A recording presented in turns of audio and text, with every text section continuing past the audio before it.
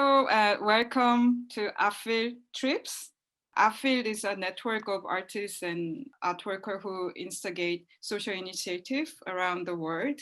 The network is actually a platform in which we are fostering an infrastructure for mutual support for our kinds of works and also increasing visibility. And the Afield Trips is taking trip to a city, a place where a member of Afield network lives and work. And today we're taking trip to Qamislo in Rojava, whereby Sevinaz Evdike, a member of Rojava Film Commune, lives. And I'm really grateful of Sevinaz to come on board and take us to your place. Hello, Binna. I'm very glad to be here. I am in Qamislo, in Rojava, in north of Syria. I work with the Rojava Film Commune, which is not only based in Qamislo. For the people who knows Rojava is like all the way on the border of north of Syria. So it's many cities on the border. And basically we work in all the cities. We have centers there. Basically, I'm from Serikanye. We used to have a Rojava Film Commune in Serikanye too, but now it's under occupation. This is why we are working in camps for Afrin and Serikanye. Rojava Film Commune is an institution that take care of cinema. It's not like a production company. It's an institution that was established in 2015. And the aim of building this institution was to create a culture of cinema in Rojava, since it was forbidden, it was illegal, it was ignored in this area for so long.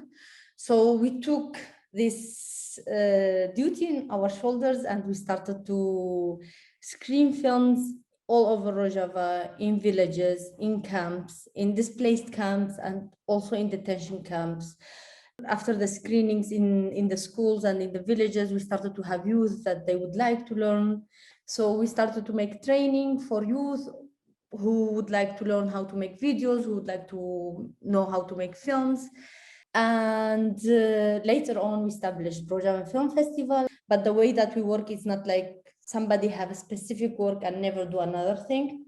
So, for example, in one film, I am the director. In the next film, I am the assistant of the director. In another film, I'm just taking care of the set. In the next film, I'm just making food. The film commune is working in 3 cantons, Jazire, Afrin, and Kobane. We never have a like clear number, because now, for example, all the members of Jazire are working in Kobane. There is more than 170 people working in this film that we are doing.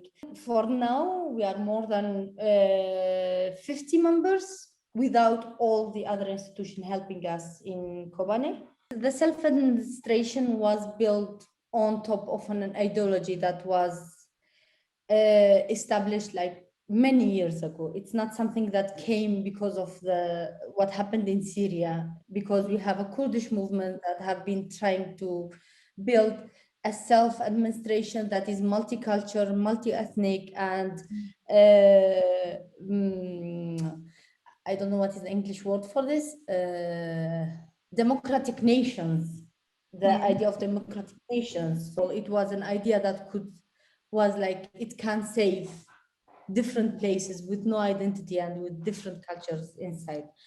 And we have in Rojava many people who have been believing in this ideology. And most of the Kurdish family, basically, the Arabs, the Armenians, the other ethnics, they didn't know much about it. But since it's a Kurdish movement, we knew more about it. And with the revolution, actually it started with the attack of jihadis on Rojava. It was the only solution. And now with Rojava growing up, beside like all the attacks that is happening on it, it is growing up. And now you see the Arabs are much more than the Kurds now inside the structure of the self-administration. Syria used to be a Jumhuriya al-Arabiya Syria, the Arab Republic, Syrian Arab Republic, and Syria is full of colors. And basically all these cultures, all these ethnics, all these religions, they have so close cultures to the Kurds. No, it's not like this culture. We only have the communal culture, the collective culture. No, we have Arab neighbors, we have Armenian neighbors, we have Assyrian neighbors that we used to deal like this with each other because we used to support each other, because we used to have bad situations.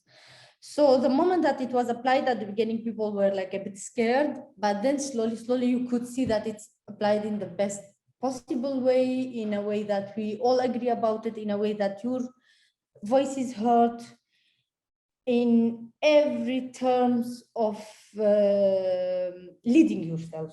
Basically, we are all members of this society, and our aim was to make this self-administration work in terms of what we love, because we love cinema, we want to do cinema, we want to apply cinema culture, but with the same ethics of the self-administration. Now, after 6 years, Rojava Film Commune is in 3-4 cities, 2 camps, and we have different cultures involved. And for example, we have friends that they do not agree about my vision of democracy, or they do not agree about my vision of multicultural society, or they do not agree about my religion.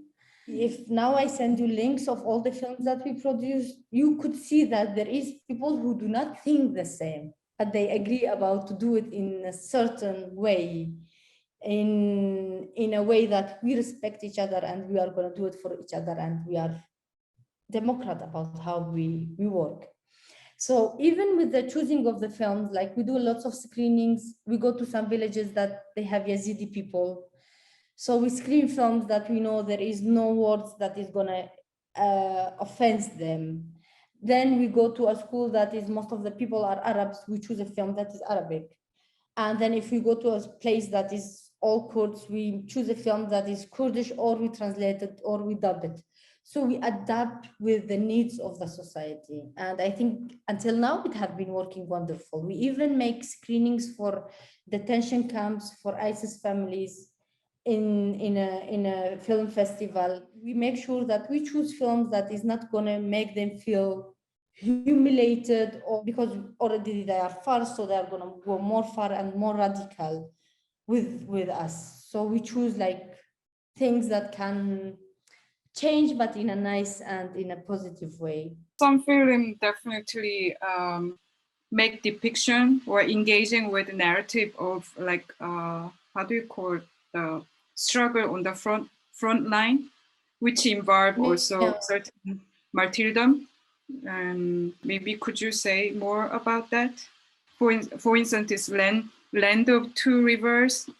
There, I hear stories about like struggles in which that you actually dedicate your life, take risk of your death in the struggle.